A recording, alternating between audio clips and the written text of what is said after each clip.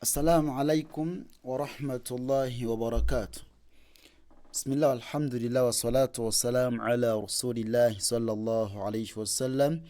Dawsaffe ekitiibwa ekyagenda mu maaso okuyiga okuyimirira ku kigambo kati nkigambo radya nakibawadde wali mu dawsaffe ewedde naye kiraga nti wentogenda kuyimirirawe okitegedde aya yabadde gamba nti wujuhu yawmaidhin na'imatun lisa'yiha radiya okitegedde eno aya yagundi lisa'yiha radiyatun fi olaba wano في جنة عالية لا تسمع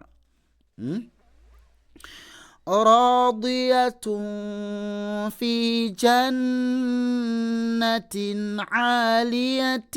لا تسمع راضية في جنة عالية لا تسمع قد نوغات نينو bwemami singawo hamza mu yasawo nezimu neno webadde so giteeke we wala yasalu hamimun hamiman يبصرونهم إلا قليلا نصفا okitegedde ntoyimirirawo gamba nti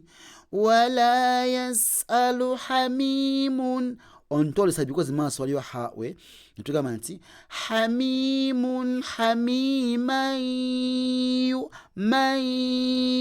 ma osomako kamu kokka because maaso waliyo yao gena kugumira edegambi guna nogamba nti hamimun hamiman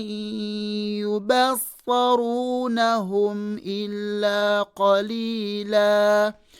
يبصرونهم إلا قليلا نصفا تجد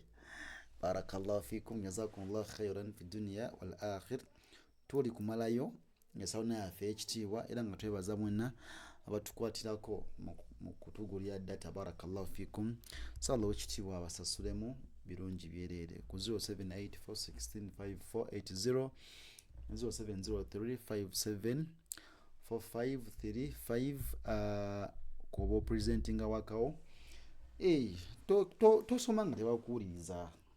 togenda bitegeeza tosobola kwesomesa okitegedde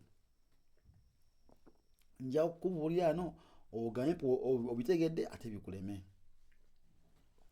kubanga tebakuwuliriza okitegedde so barakallahu fikum assalamu alaikum warahmatullahi wabarakatuh